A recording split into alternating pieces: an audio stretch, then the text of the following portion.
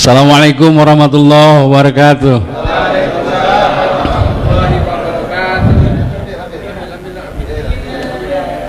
Iya. Wih. Bapaknya nu seneng ya. Dosa pengersabah Al-Fatihah. Ya.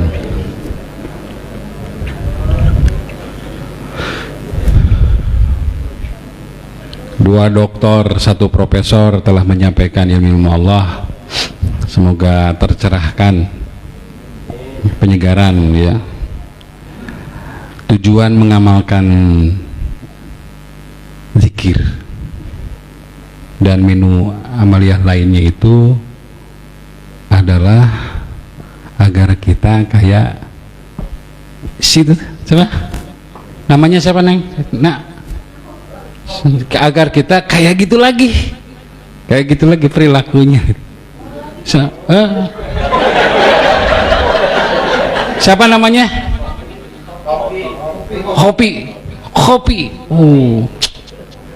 Jadi riwayatnya pengersabah lagi menggendong anak bayi ya, lebih di bawah dari ini, belum tahu duit ya, ini sudah tahu duit. Bayi lagi gendong bayi, pengersabah bilang belajar dzikir ini agar kita kembali menjadi ini lagi, ke bayi, balita lah. Ciri balita apa? Satu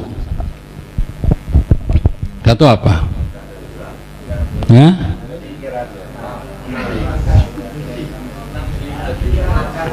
Masa harus dikasih duit lagi? Satu, dia tidak punya dosa ya, belum punya dosa, masih bersih, betul tidak? Jadi belajar dzikir itu kita agar kembali suci lagi. Satu dzikir la ilaha illallah membersihkan 4000 dosa besar. Kata pengersabah, mulai sekarang yang sudah ditalkin jangan lagi ngomong banyak dosa. Talkin itu atau dzikir yang telah ditanamkan itu adalah alat kesucian jiwa. Dzikir yang banyak. Jadi jangan ngomong lagi saya banyak dosa. Tinggal dzikir, karena itu udah sayyidul istighfar, alat bebersih, alat bersih, alat laundry dosa besar itu. Jadi satu apa? Balita atau bayi itu tidak punya dosa, bersih. Yang kedua apa? Ciri bayi menyenangkan yang lihat.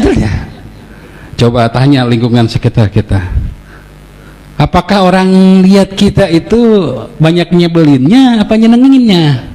Itu ukuran loh, ukuran pencapaian.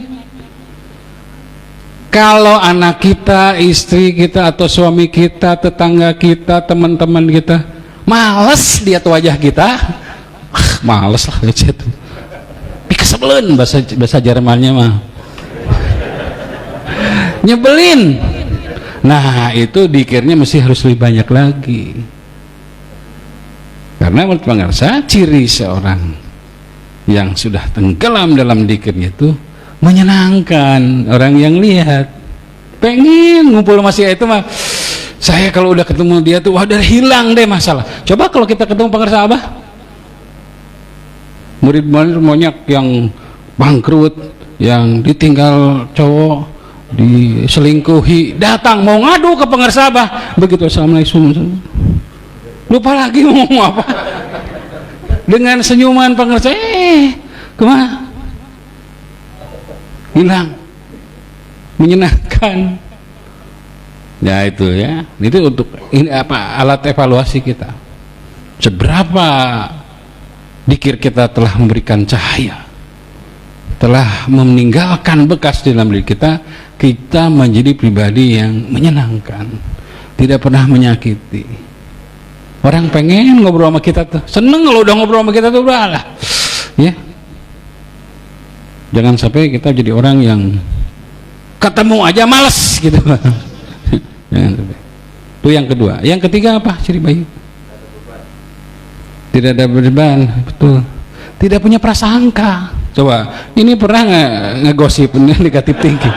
Nggak mungkin ini, nggak bisa. Tidak punya prasangka terhadap berbaik sangka aja. Sok diculik juga kan, terhadap penculik pun dia berbaik sangka aja. Jadi balita itu apa namanya, tidak punya prasangka, hidupnya tidak punya praduga. Kata pengersa, kalau ingin hidup penuh dengan hal-hal yang tidak diduga-duga, maka hidupnya tanpa praduga. Hiduplah tanpa praduga, maka akan datang yang tanpa diduga-duga. Itu sabda pengersa Abah. Dan nikmati itu. Kalau kita hidup tanpa prasangka, maka nikmatilah hidup penuh dengan hal-hal yang tidak disangka-sangka. Tidak pernah bermimpi, kejadian impiannya. Daripada mimpi tidak jadi kenyataan, kan lebih nyakit hati kan. Jadi kata pengersa itu, kita belajar bukan mimpi lalu mewujudkan impian, tapi kita tidak bermimpi mendapatkan apa, tapi yang tidak kita impikan jadi kenyataan. Itu kan surprises kan, min hayasul ya tasib gitu, tidak disangka-sangka. Nah gitu. Jadi coba nikmati, belajar dikir itu, hajar dikir yang banyak, agar kita tuh membersihkan kita dari prasangka buruk. Ketika ngomong prasangka, ini prasangka buruk gitu. Kita selalu berprasangka baik aja kepada apapun, kepada siapapun, kepada yang terjadi, kepada yang tidak terjadi, kepada yang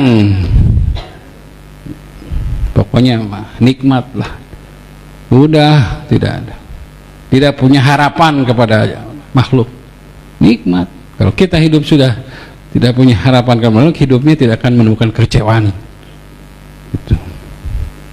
Yang keempat, betul? Apa?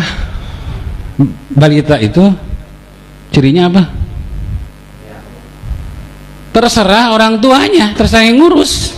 Betul tidak? Pasrah ya, gimana lah gitu. Mau dimandiin atau enggak, kasih makan atau enggak, dikasih apa saja, pasrah, gimana yang ngurus. Nah, seseorang ketika memutuskan guru kepada guru mursyid, tujuan dikiri itu agar kita terserah, kita mau wayang, terserah dalang aja, terserah pengersa guru agung. Saya ketika menyerahkan kita kepada guru mursyid, apapun urusannya, karena beliau juga sudah semua masrahkan urusannya kepada gurunya, kemudian sampai kanjeng Nabi Muhammad SAW, sampai kepada hadrat Allah Subhanahu Wa Taala. Gitu. Jadi udah terserahlah, mau gimana, semua terbaik. Apa yang diberikan oleh guru terbaik, apa yang diamanatkan oleh guru, apa yang diperintahkan oleh guru pasti terbaik untuk kita. Seorang orang tua yang soleh, orang yang tua yang baik, pasti memberikan yang terbaik untuk balita, betul tidak? Pasti. Begitu juga Syekh Mursyid, orang tua ruh kita, pasti memberikan guidance yang terbaik untuk kita. Jadi ikut aja kita. Maklumat apapun, baca sekian. Kemarin terakhir waktu menagih kemarin apa? Doa istidad. Silakan dijazahkan umum. Silakan diamalkan. Baca itu, pasti rasakan manfaatnya. Gitu. Jadi jangan tanya-tanya gitu. Terakhir balita apa? Tidak pusing dengan duit, ketawarin duit. Itu tambahan ya. Tapi yang pokok 4. Ini ngomong duit, waduh nggak punya duit itu sih. Ya. Gitu. Jadi 4 tadi, 1 apa? 2, 3, tanpa praduga hidupnya. Keempat, pasrah kepada yang ngurus kita, ya tafwid, istilahnya tafwid ilallah. Semuanya selamanya terserah kepadanya. Sudah tidak ada lagi pertentangan antara kehendak kita dengan kehendak Allah. Gitu. Sudah kan, kalau kita doa, makanya kita diajarkan oleh pengersa untuk memperbanyak dzikir, tidak untuk memperbanyak doa. Kalau doa itu meminta yang belum ada. Kalau dzikir itu mensyukuri yang ada, karena dengan mensyukuri yang ada akan datang yang belum ada dan tidak ada. Dengan mensyukuri yang sedikit akan datang yang banyak. Makanya dzikir saja, la ilaha illallah, la ilaha. Pokoknya mensyukuri dulu yang ada, yang semua di alhamdulillahin, alhamdulillah semua. Dari yang paling patennya tentu saja a'udzubillahi minasyaitonir rajim, la in syakartum la azidannakum. Nah, dzikir itu syukur. Kita zakar tadi, syakar tadi. Jadi kita mana diajarkan senjata kita itu bukan doa, dzikir. Karena rumusnya mensyukuri dulu yang ada. Karena syukur yang ada akan datang yang belum ada, yang tidak ada. Tapi ketika kita mensyukuri yang ada, lepas harapan dari supaya datang yang ada yang belum ada. Harus tetap bersih juga. Terakhir, Jambi bersinar. Ini apa maksudnya?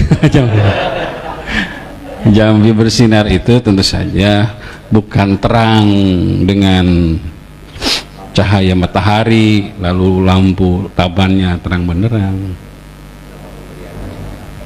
ya. Nah, kuningan. Kalau dari beliau bersinar itu tentunya dengan menjadikan Jambi kembali menjadi kota zakirin wa zakirat. Sabda Kanjeng Nabi Muhammad SAW, adzikru nurun lil muwahhidin. Dzikir itu cahaya bagi yang mentauhidkannya. Ini kalimat tauhid, la ilaha illallah, cahaya itu.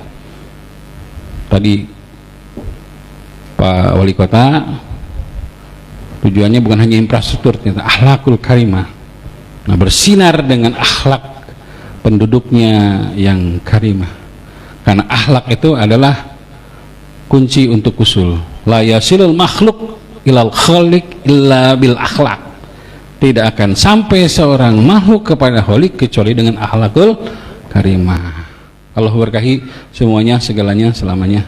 Allah berkahi istiqomah mengamalkan, melestarikan ajaran amalan para pecinta kesucian. Demikian manusia berkah. Karomah pangarsabah. Al-Fatihah. Iyyaka na'budu wa iyyaka nasta'in. Shiratal ladzina an'amta 'alaihim. Ya Alhamdulillah. Assalamualaikum warahmatullahi wabarakatuh.